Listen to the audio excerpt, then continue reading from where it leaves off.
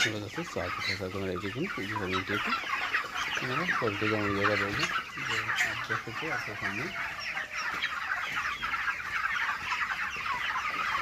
आज इनका 43 डेज है, 1.5 किलो एवरेज इनका हो गया। पिछले हो गया 1700-1800 ग्राम का है। मेरा दूसरा जो फार्म है एक ही बेच का है, बट इसमें थोड़ा वेट ज़्यादा हुआ है क्योंकि वहाँ का जगह ही मौसम ही ऐसा है। सीधे